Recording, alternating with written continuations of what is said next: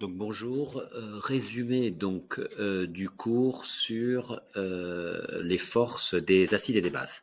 Alors, première notion à connaître, la définition d'un acide fort, acide faible, base forte, base faible. Donc, quand il s'agit d'un acide fort ou d'une base forte, eh bien, la réaction sur l'eau est totale. Alors, donc, on fait réagir des acides et des bases sur l'eau. Le corps de référence, c'est l'eau. Et si la réaction est totale sur l'eau, eh bien, ça sera fort, acide fort ou base forte. Et si la réaction est limitée sur l'eau de cet acide ou de cette base, eh bien, ça sera limité. Donc voilà les quatre cas possibles. Donc acide fort, la réaction est totale. Donc l'acide cède H+ à l'eau, il se forme ça, réaction totale.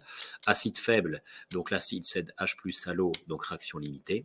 Base forte, la base capte H+ à l'eau, et donc là, dans ce cas-là, la réaction est totale. Il s'agit d'une base forte. Et base faible, l'acide capte H+ à l'eau et la réaction est limitée. Voilà, donc ça, il faut connaître. Alors ensuite, on peut comparer deux acides ensemble, deux acides faibles ensemble et deux bases fortes ensemble. Alors par exemple, on va comparer l'acide HF et l'acide HCN. Alors oui, alors d'abord, les acides, ils sont classés, les couples acides-bases sont classés sur un axe qui est gradué avec le pKa, la valeur de pKa. Donc en bas de cet axe, le pKa est petit et en haut, le pKa est grand, c'est par ordre croissant. Et on met les couples acides-bases. À gauche, on lit les acides, à droite, les bases, acide-base. Alors, on compare deux acides, l'acide HF et l'acide HCN. Lequel est le plus fort? Eh bien, l'acide le plus fort, c'est celui qui a le pK le plus faible. Donc, celui-là, HF, est plus fort que HCN. Donc vers le bas, donc quand on se déplace vers le bas, l'acide est de plus en plus fort. Alors maintenant, bon, que signifie que l'acide HF est plus forte que l'acide HCN? Donc les deux, ce sont des acides faibles. Ils ne vont pas réagir beaucoup avec l'eau. Cependant, HF va réagir davantage sur l'eau. C'est ce que j'ai marqué. Signification, la réaction de HF avec l'eau est moins limitée que celle d'HCN avec l'eau.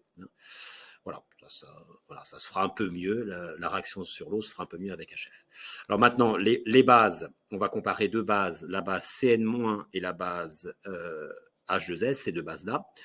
Donc, la base est d'autant plus forte que son pK est élevé. Donc du coup, cette base-là est plus forte que cette base-là parce que pKa3 supérieur à pKa2. C'est ce que j'ai marqué ici. Voilà. Ensuite, alors, constante d'acidité, donc ça c'est très important. Donc, la constante d'acidité, c'est tout simplement la constante d'équilibre d'une réaction particulière. La réaction d'un acide faible sur l'eau. Acide faible sur l'eau. Donc l'acide cède, voilà, donc on trouve A- plus H3+. On écrit la constante d'équilibre. La constante d'équilibre, eh bien, les produits, concentration des produits, c'est concentration de A- fois H3+, divisé par H. Voilà. Donc ça, très important. Alors, une autre chose très importante, c'est qu'en fait, cette formule, eh bien, elle donne une relation, tout simplement, entre H3+, les concentrations du couple acide-base. Voilà, et ça, c'est une constante qu'on connaît. Donc, c'est une formule qui permet de trouver une relation entre ces trois concentrations, même s'il n'y a pas de réaction. Souvent, c'est comme ça qu'il faut qu'on l'utilise.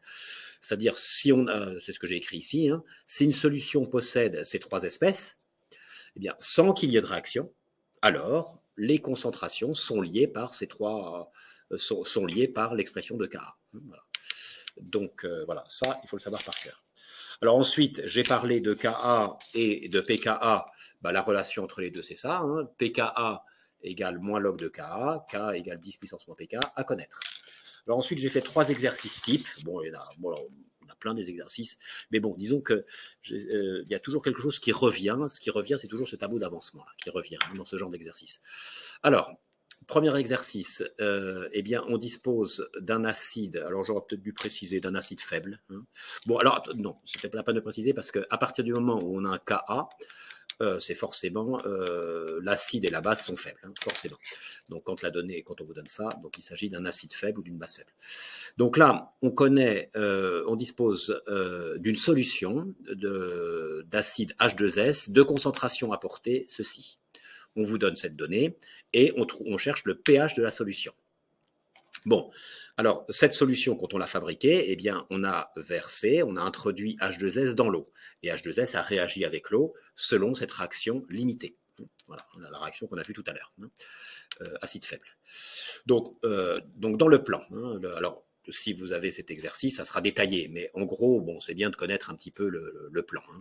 Donc dans le plan, il va falloir dresser le tableau d'avancement. Dans tous ces genres d'exercices, on dresse toujours le même tableau d'avancement. C'est toujours le même, comme ça. Alors, on dresse le tableau d'avancement. Ensuite, une fois qu'on a dressé le tableau, on écrit l'expression de Ka. L'expression de Ka, quoi, l'expression de la constante d'équilibre. Donc ça fois ça en concentration divisé par ça, ce que j'ai écrit ici.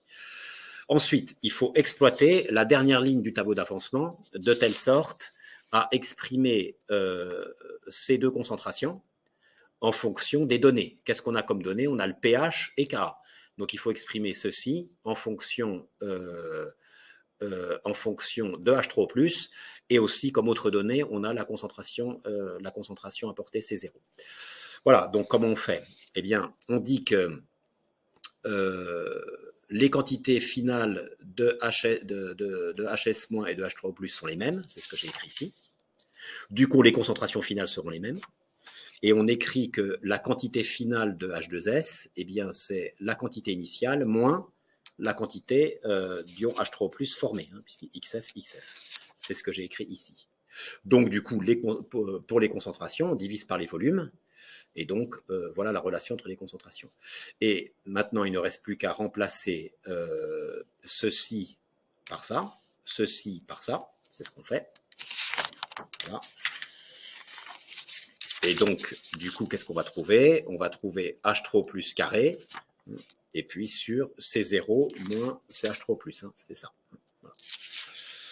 Voilà. Alors ici, on a quelque chose au carré. Ici, c'est pas au carré. Donc, on va avoir une équation du second degré. On établit l'équation du second degré. Donc ça, on le fait passer par-dessus. On le fait passer en diagonale, comme ça.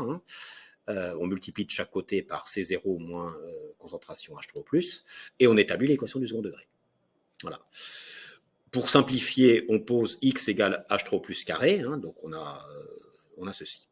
Ensuite, on met les valeurs de ça et de ça. C'est-à-dire que il faut résoudre l'équation du second degré concrètement avec les valeurs. Voilà, on met les valeurs ici. Voilà. Et là, après, on prend la calculatrice. Une fois qu'on a écrit ça, on l'écrit sur la copie. Après, on prend la calculatrice et on cherche les deux solutions. Donc, il va y avoir une solution positive qu'on va garder et une solution négative qu'on ne garde pas, mais on l'écrit quand même. On met solution impossible car la concentration est nulle. Donc, du coup, on garde cette concentration, et pour trouver le pH, eh bien, il suffit d'appliquer la formule pH égale moins log de H3O+. Voilà, ça, c'est pour l'exercice type 1. Exercice type 2. Alors, exercice type 2, vous voyez, souvent dans les exercices, là, qu'est-ce qu'on a? On a la valeur de la concentration apportée, on cherche le pH, et on connaît la constante d'équilibre. Eh bien, dans l'autre exercice qui est assez classique, on a la concentration apportée, on connaît le pH, tandis que dans l'autre, on cherchait le pH, mais on cherche, là, cette fois-ci, il faut trouver la constante d'équilibre. Alors, je ne vais pas tout détailler, mais le plan est un peu le même, c'est-à-dire tableau d'avancement. Voilà, on fait un tableau d'avancement et on écrit donc cette réaction et on va trouver ce type de tableau, c'est toujours un peu les mêmes, puisqu'il y a l'eau qui apparaît ici. Voilà, ici. Donc, c'est toujours le même type de tableau qu'on trouve. Voilà. Donc, tableau d'avancement. Et il va falloir exprimer Ka. Voilà, Kek. J'ai trompé. C'est Kek. C'est la constante d'équilibre recherchée. Ça aurait pu être K si c'était avec un acide, par exemple. Mais bon, c'est la constante d'équilibre. Kek en fonction, eh bien, en fonction de H au moins qui se forme ici et de C0. Parce que comme on a le pH, on va pouvoir le relier à H au moins. Donc on trouve le même genre de relation que tout à l'heure, hein, vous voyez, le même genre de relation. Ensuite, eh bien, on calcule H, puisque il faut ça on ne l'a pas, hein, donc, mais on a le pH, donc il faut calculer H au moins avec le produit ionique de l'eau, hein, KE est égal à H3 plus fois H au moins, donc du coup H au moins c'est égal à KE sur H3 plus, et là on met 10 puissance moins pH, voilà, et ensuite on n'a plus qu'à remplacer, hein, puisqu'on connaît toutes les valeurs. Enfin, dernier type d'exercice. Alors, on dispose d'une solution contenant un acide faible Cn-, de concentration apportée C0 égale 0,25 mol par litre. Voilà, donc on a la concentration apportée. On vous dit que cette base réagit sur l'eau et on vous donne le taux d'avancement. Vous voyez, hein, le taux d'avancement. Le taux d'avancement de la réaction. Et on vous demande de déterminer ça. Donc toujours pareil, tableau d'avancement, vous allez trouver quelque chose comme ça. Hein. Donc, c'est la même réaction que voilà, c'est cette réaction-là. Hein, voilà. Donc, on va obtenir toujours le même genre de tableau d'avancement et il faut exploiter la dernière ligne. Hein. Alors, cependant, le taux d'avancement, hein, ça s'écrit taux égale XF, hein, la définition, sur Xmax. Donc, la dernière ligne du tableau d'avancement va nous permettre d'exprimer XF en fonction des données. Mais Xmax, on ne l'a pas. Alors, pour Xmax, il faut faire un deuxième tableau d'avancement avec Xmax, en considérant la réaction comme totale, même si elle ne l'est pas. Alors, simplement, on ne va pas écrire deux tableaux d'avancement, vous écrivez simplement la dernière ligne avec Xmax. Hein. C'est-à-dire que ici, ça va faire N0 moins Xmax. Hein, on écrit ce premier tableau, voilà. Et ensuite, dessous, eh bien, on met cette ligne-là. Voilà. Et donc, du coup, on trouve que Xmax égale N0. Voilà. Donc, du coup, on déduit des deux tableaux d'avancement les expressions de XF et de XM. Hein, voilà. Donc, dans notre exemple, on a ça. On exprime le taux d'avancement en fonction de ces deux concentrations. Donc, comme on fait, on met la définition. Donc, d'après le tableau d'avancement, on a vu que XF était égal à ça, XM est égal à ça. Donc, ce qui nous intéresse, c'est les concentrations. Donc, on utilise la formule quantité, puisqu'ici, j'ai des moles. Hein, ça, c'est des moles. Donc, quantité est égale à concentration fois volume. Hein, ça, c'est des moles par litre. Ça, c'est des litres. Voilà. Donc, ensuite, les volumes s'éliminent et on a ceci. Et comme on connaît le taux d'avancement et c'est 0, eh bien, on peut calculer H+ final. Voilà, c'est fini.